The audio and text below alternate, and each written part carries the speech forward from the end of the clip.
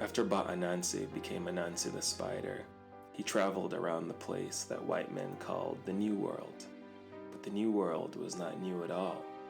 Empires had risen and fell on the shores of the islands and in the mountains of the wild continent.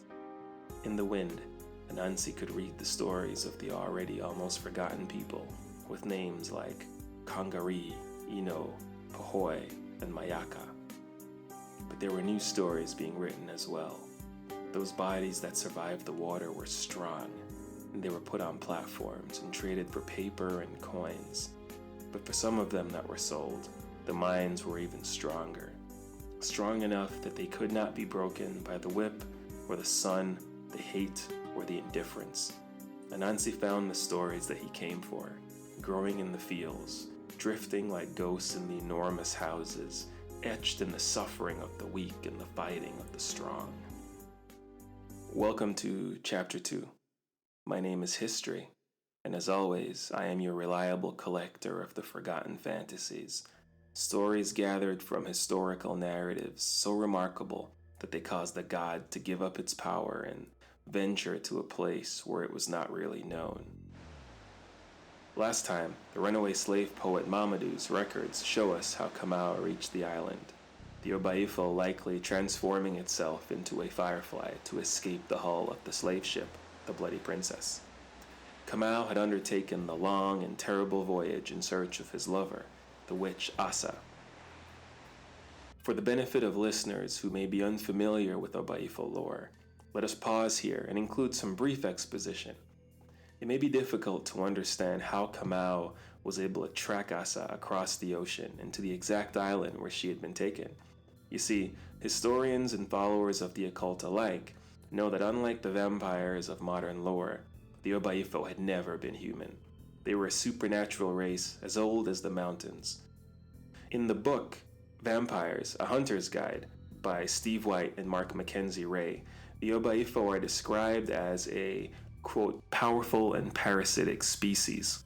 White and Mackenzie go on to describe the Obaifo as having two spirits, one neutral and one evil.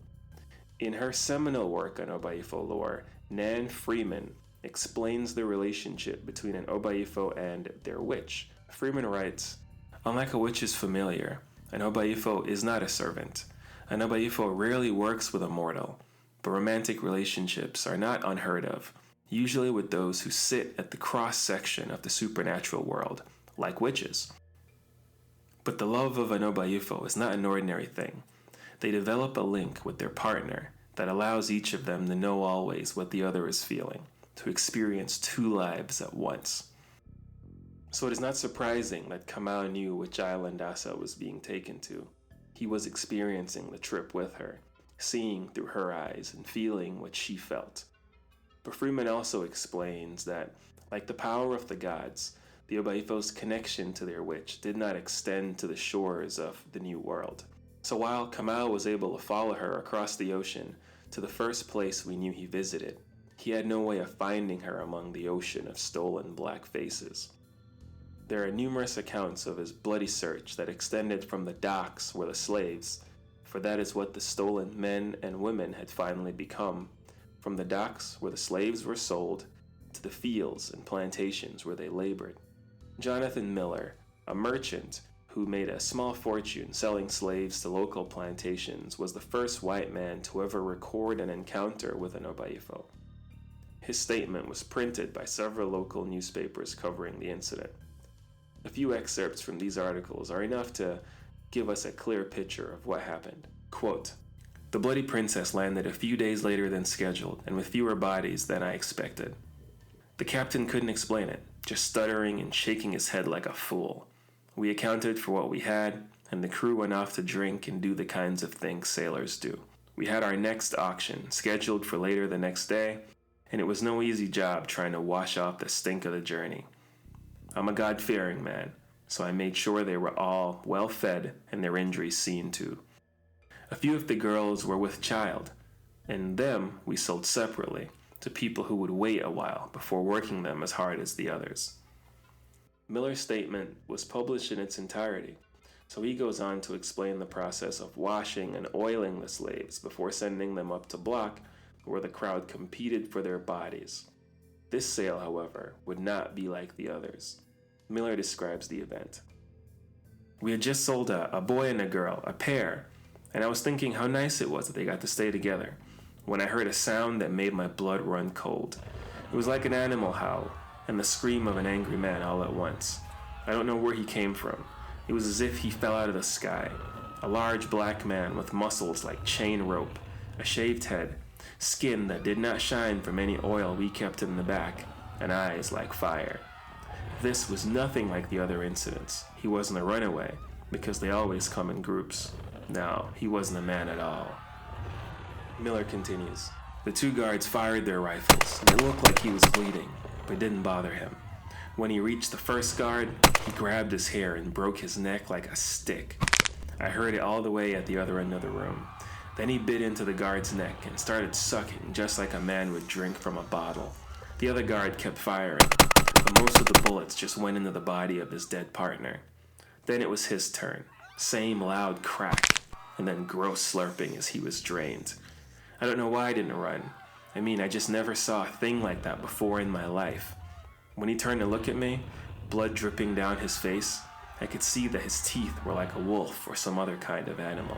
By the time Miller decided to run, it was too late. Those slaves on the block who were not chained down ran with the rest of the crowd. Some of them would find freedom out of pure luck. Most of them were rounded up, brought back, and beaten. Kamau did not kill Miller, for reasons that were not properly articulated in his lengthy interview. We can, however, draw some conclusions about what transpired between the two men. Miller had a broken arm and a black eye when the authorities responded, and it is more than likely that Kamau, having identified him as the main source of trade, questioned him about Asa's location. But how could an Obaifo, from the place we will resentfully refer to as Africa from now on, communicate with an Englishman? It is simple. Like other famous men stolen into bondage, Kamau was a polyglot. He had lived a long time. Long enough, no doubt, to learn the white man's language as well as his ways. We can deduce these things because a few days later, the slave trader William Henry was attacked, hung upside down, and drained of all the blood in his body. The slaves he carried were all freed, but again, because they were unfamiliar with the island and not sure where to go for safety, many were eventually recaptured. One slave woman would only say 2 words, recorded by the local constable, roughly translated from the dialect of her small African village into angel and monster. Next, Kamau would visit the plantation of Henry Combe. Like most wealthy sugarcane planters, Henry Combe did not have much to do with the day-to-day management of the Combe estate. He spent his days in London, socializing with minor members of the royal family and other European gentility. He had left management of the plantation to Winston Beering. Beering was also the typical estate manager, a drunk with a mean streak, who had fled his debtors in England and was making a living from his cruelty. Digging through the papers of the local constabulary, we find numerous citations of Beering for intoxication and fighting right next to the statement of the recaptured slave woman proclaiming angel and monster. We know what happened next because it has become an infamous piece of folklore across the island. Kamau arrived at the Combe plantation not at night, but in the middle of the day. He walked right up the main road, ignoring the black bodies toiling in the field and the red faces armed with guns that tracked his movement. In the history of the entire island, Kamau might have been the first black man to knock on the front door of a plantation house. The house slave who opened the door would have been shocked. We don't know what he said, but it was effective enough to get Beering himself to come to the door next. Beering was not a man given to writing things down, but we do know that the exchange between the two was enough to send him into a rage. He attempted to strike Kamau and ended up with a sprained arm and a broken leg, later treated by Dr. Jensen, the local doctor. The ever-present men with guns also quickly leapt into action. The punishment for a black man who raises his hand against the white one has mostly remained unchanged since the events being described here. Luckily, these men did not have experience with an Obaifo, against whom bullets are ineffective. Kamau escaped by climbing the side of the house like a monkey, eventually disappearing into the forest at the back of the plantation. We are also told, in a fascinating detail, that the slaves in the field never once stopped the steady swing of their machetes as they gathered the bundles of sugarcane. Kamau would return later that night. This time he did not go to the main road, but instead crept through the high sugarcane stalks and made his way to the collection of huts where the slaves slept. Bering had suspected that the man would return, and so the estate manager had recalled all his guards. They were at the house, as if that was where the only value was. The fateful events that followed may be a turning point in the history of the island and perhaps the entire New World. Here, the details are very important, and for reasons soon to be revealed, we lose our original source. What we do have is the previously unpublished narrative of the slave John Black. Black, whose narratives were previously dismissed as fiction, was a boy on the Combe plantation, and he claims to have observed Kamau in his search for Asa. Black details what he saw. I was just old enough to go into the sugarcane field with the men. I was laying down on the dirt floor of my hut, the gift of every working man. We had all heard about the one who came to the house earlier, but like most of us, my mind was in the prison of exhaustion, so while I heard it, I did not understand. But I still knew immediately that the animal screams I now heard must belong to that same creature. I walked to the door and saw the same man with shining midnight skin. He was looking into the room of the new girl, whose name they told us was Liza. Black continues, I watched him fall to his knees and scream again. The sound made my stomach tighten and my heart beat fast. His hands were red with blood when he turned around, and his eyes were glowing like the dying coals under the big pot where we had eaten earlier. I knew what had happened to her without looking, because she had been a pretty black girl with spirit. It happened all the time back then, before labor got too expensive to throw away. When he looked at me, he was more animal than man. I don't know how to explain it, but I saw him think about tearing me apart. I saw the deed in detail written on his face. But then he turned to the house and was gone, running so fast that it was like he disappeared in the night.